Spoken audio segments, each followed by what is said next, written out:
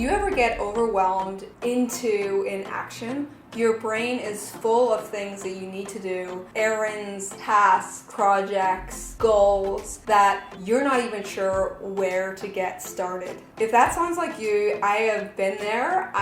Sometimes I still end up there. But in this video, I'm going to show you how some simple strategies to go from a cluttered mind to mental clarity and knowing exactly what to do next. My name's Catherine. I'm co-founder of Best Self Co, where we focus on productivity, performance, and positivity so that you can become your best self and make an impact that you want in the world. Today, we're going to be talking about clutter. So whether you are sitting where you are or you're a high achiever, we all have things we need to accomplish. The one thing all high achievers have in common is that we have a ton of things that we're trying to accomplish. A lot of the time we have more going on than the normal person because we want to create an impact in the world. And to do that, we have to work on a lot of different things. We're wearing a lot of different hats, doing a lot of different roles. And if you look at the high achievers, you'll think, how do they get it all done? And that's what I want to share with you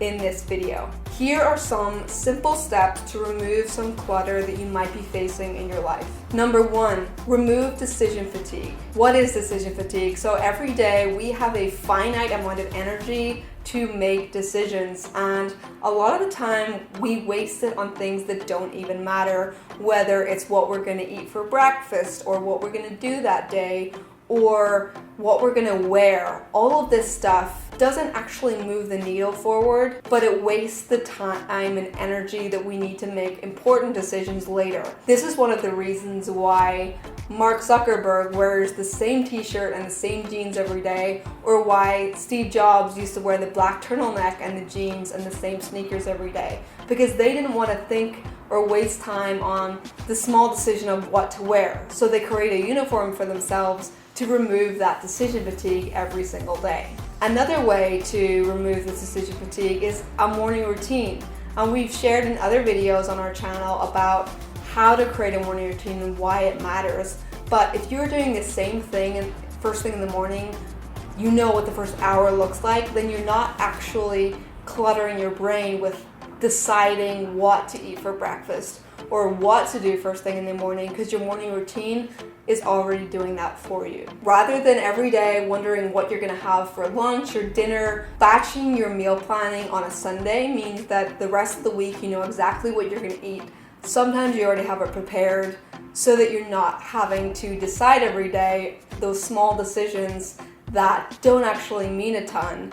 And a lot of the time, if we don't decide what we're gonna eat, and say it comes to the end of the day and we're just exhausted, we tend to just go for the easiest thing, which might be takeout. So if you have a health goal, the simple act of removing the decisions throughout your week by planning your meals is actually going to help you get to your goal, and you'll feel less frazzled and more on track by the end of the day if you do some simple things like applying these systems to your life. And lastly, another way to remove decision fatigue is to plan your day the night before, or maybe a few days before. Know exactly what you're doing so that you're not having to decide what to do on that day. 2, create an external brain.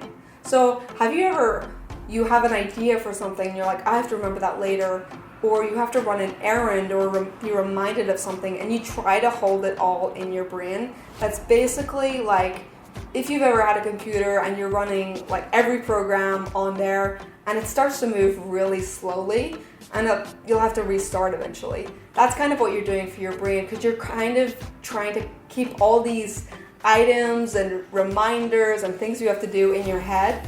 So there's less opportunity for your brain to actually work harder on the things that matter. Because of this, we want to create an external brain, and this could be as simple as a journal or taking the weekly action pad and writing everything down. The goal for creating an external brain is to take everything out of your head. So everything that you're holding on to remember later, we want to get that out of your head so that you can use your entire brain on what you're working on, rather than wasting space and causing it to slow down by clogging it up with all of this stuff. Now, how do we do that? We do that by just creating a system. This could be pen and paper, this could be your journal, this could be the weekly action pad. It's whatever works for you. The key is to get it out of your head and onto paper or into something like Evernote so that you know that you can look back at it later and you don't have to keep it in your head. You could use the to-do list apps, you could use the reminders on your phone. I like to write it in my self-journal, so in the notes section at the side, say I'm thinking of an errand, I have to go to the post office or I have to call this person. Rather than me trying to remember to call them, I'll just write it down and then it's out of my head and I don't need to think about it anymore until I'm actually ready to do it. All of these things, removing all of this thing will give you so much more creative energy, brain power to move the needle and do the things that actually matter using your full brain and your full potential. Number 3, don't multitask. We've heard it for years, multitasking, we get so much more done. It's actually false because you're not actually multitasking. You're not working on multiple things at once. What you're doing is switching, so you're switching from one thing to another, which causes your brain to get tired much more quickly than if you focused on one thing for a certain amount of time and then moved on to the next thing. When you switch from one task to the other, so if you have multiple windows open on your computer, your brain is actually switching from one thing to the other and it causes you to spend more time on it and it clutters your brain so that you can work much longer than if you focused on one thing after another. So the key for this is don't multitask, focus on one thing at a time until it is completed. A hack for this is to batch your tasks. So batching similar tasks means you're not constantly switching what you're doing. So say you have to work on an Excel spreadsheet and you have 3 tasks that involve Excel. Do them one after the other so that your brain is already in that mode of exactly what to do, and there'll be less switching as you're not going from one type of activity to the other, and the time it takes to do the next task will be shorter because your brain doesn't need to warm up and get into that mode because it's already there. So what I like to do is in my weekly action pad, I write down everything I have to achieve in the week and then I batch similar tasks. So if I'm working on something design focused or I have to be in Photoshop or InDesign, I like to batch those things all together because I'm not switching and it's so much faster than if I jump from one thing to the other. Even though I'm not multitasking, I can move so much faster if I just batch my tasks in different blocks. Now I've gone through 3 pretty simple strategies that I do to declutter my head. Now just from these 3 things, tell me in the comments below what maybe you've recognized where you're cluttering your mind, where you're stretching your bandwidth that you can easily change today. I'd love to know if any of this resonated with you and what you're gonna do to change it. Let me know in the comments below. But we're not done yet. Number 4 is systemize and automate. So are there parts, whether you work for yourself, whether you are working for someone else, whether it's your personal life, are there any parts of your life that you do over and over again, the exact same thing, that we can create a system to automate? Are there automation tools that you can apply that will do these things without you thinking about it? For example, maybe posting on social media. What if you could automate that? What if you could automate tracking your health? What if you could automate setting alarms? So if you want to drink 10 glasses of water a day, is there a way you can set an alarm to go off every hour to remind you to do that so that you're not keeping that in your head? It's really all about creating systems to do something. Can you schedule an email to go out to remind you to do something, or a text message to remind you to do something that otherwise you would have to remember? It's all about creating the systems that's going to make you successful by taking stuff out of your brain, automating it so you don't need to think about it anymore. And number 5, this is key for decluttering your brain and moving the needle: prioritizing. Prioritizing the things that actually matter. Your time and energy is finite. You only have a certain number of hours in the day, and it's really important to do the tasks that are going to move the needle forward. So not to get distracted in busy work, knowing exactly what the 3 things that you can get done today that would make today a win. We want to win the day every single day by knowing exactly what tasks or things that we can do that are going to move the needle. And we do this by prioritizing. High achievers do not feel overwhelmed with their to-do list, and the reason for that is they know that every task is not created equally. Some tasks are going to move the needle more than others,